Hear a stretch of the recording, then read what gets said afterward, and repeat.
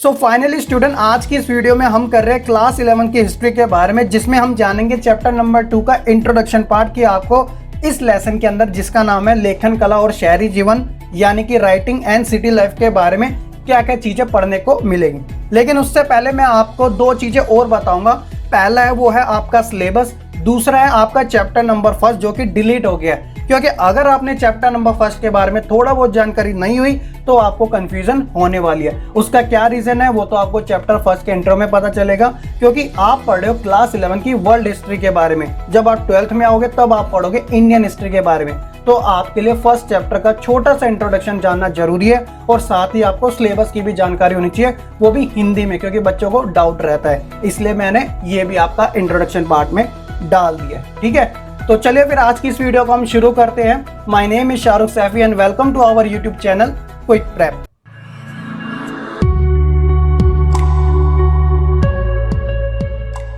तो आप अपनी स्क्रीन पर देख सकते हैं क्लास 11 की हिस्ट्री सिलेबस के बारे में।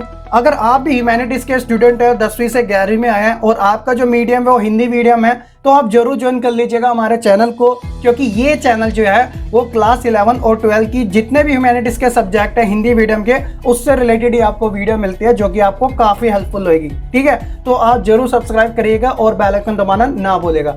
तो देखिए, हम बात करें सिलेबस के बारे में, तो देखिए ये जो आपकी क्लास 11 की जो हिस्ट्री है वो वर्ल्ड हिस्ट्री है, यानी विश्व इतिहास के बारे में आप पढ़ रहे हो। तो ये जो आपका वर्ल्ड हिस्ट्री है वो डिवाइडेड है 4 पॉइंट में, कहने का मतलब 4 यूनिट में डिवाइडेड है। तो देखिए फर्स्ट यूनिट जो है वो है अर्लियर सिटीज, यानी कि प्रारंभिक समाज, जिसका जो टाइम पीरियड है वो 6 लाख BC से 1 BC के बीच में दे रखा है, यानी कि 6 लाख ईसा पूर्व से 1 ईसा पूर्व के बीच में। तो दूसरी जो यूनिट है वो साम्राज्य से संबंधित है, जो कि 100 BC से 1300 AD के बीच में दे रखी है। और तीसरी जो यूनिट है वो बदलती परंपरा है, जिसका टाइम पीरियड है 1300 से 1700 AD के बीच में। और उसके बाद है यूनिट नंबर 4, वो है आधुनिकरण की ओर, जिसका टाइम पीरियड है 1700 से लेकर 2000 AD के बीच में, यानी कि ईस्वी के बीच में। ठीक है, तो देखिए ये आपकी 4 यूनिट है, इसमें से आपकी फर्स्ट यूनिट, सेकंड यूनिट और थर्ड यूनिट में से एक एक चैप्टर डिलीट है।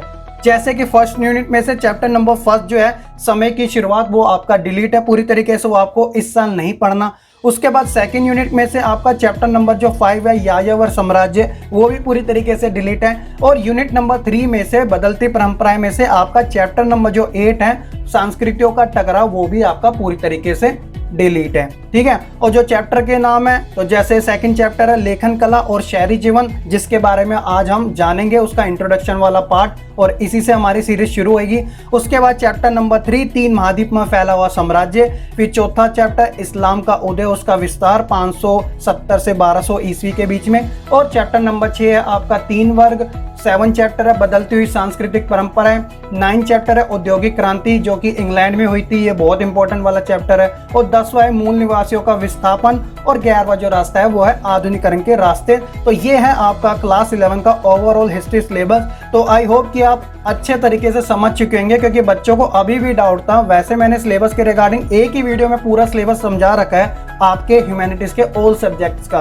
ठीक है, अगर आपने वो नहीं देखी तो वहां पर भी देख लीजिएगा, आई बटन में आपको लिंक मिल जाएगा। लेकिन क्लास 11 का हिंदी मीडियम में जो सिलेबस है हिस्ट्री का, वो कुछ इस प्रकार है। ठीक है, जो कि बेस्ड है आपका सेशन 2020 और 21 के अकॉर्डिंग। तो आई होप कि आप ये सिलेबस के बारे में तो अच्छे से अब समझ ही चुके होंगे। तो ये देखिए इंट्रोडक्शन ऑफ चैप्टर नंबर 1, जिसका नाम है समय की शुरुआत। हालांकि ये जो चैप्टर है वो आपका डिलीटेड चैप्टर है, इसके बारे में आपको नहीं पढ़ना, ना ही आपके इससे क्वेश्चन पूछे जाएंगे।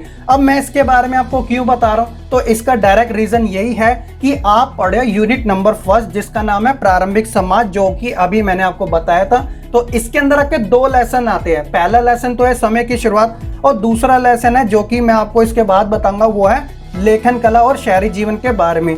तो ये दोनों एक दूसरे से कोरिलेट है, यानी कनेक्टेड है, तो इसलिए आपको स्टार्टिंग से जानना जरूरी है। मैं इसके बारे में कुछ भी ज्यादा नहीं बताने वाला, बस मैं आपको एक अंडरस्टैंडिंग करवाना चाहता हूँ आपके चैप्टर की। जब आप सेकंड चैप्टर पढ़ो तो आपको फर्स्ट चैप्टर के बारे में थोड़ा बहुत जानकारी होना जरूरी है। तो देखिए समय की शुरुआत में क्या था कि ऐसा माना जाता है 1,60,000 साल पहले मानव जो था वो अस्तित्व में आया, यानी कि उसका जन्म हुआ। तो जो सर्वप्रथम मानव प्राणी है वह अफ्रीका में पाए गए। तो आप जानते हो कि जो अफ्रीका है वो एक कॉन्टिनेंट है जो कि एशिया महाद्वीप के पश्चिमी दिशा में स्थित है, ठीक है। ये आप अपनी स्क्रीन पर भी देख सकते हैं। तो यहाँ से जो था मानव की शुरुआत हुई थी। तो इस चैप्टर के अंदर अगर आप पढ़ते तो इन चीजों के बारे में जानते, जैसे होमोनाइड जो कि एक प्राइमेट श्रेणी का उपसमूह था। अब प्राइमेट श्रेणी क्या होती है तो आगे आपको पता चल जाएगा।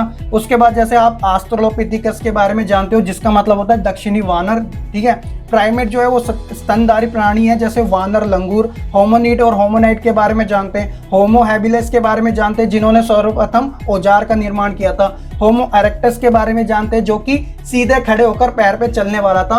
और जो होमो सैम्पियस है यानी हम, जिन्हें आज के समय में आधुनिक मानव कहा जाता है, यानी प्रज्ञ मानव जो कि एक चिंताशील मानव है, इसके बारे में जानते। जब अफ्रीका के अंदर मानव प्राणियों का जन्म हुआ तो धीरे धीरे ये जो मानव थे वो फैलने लग गए। कहाँ से?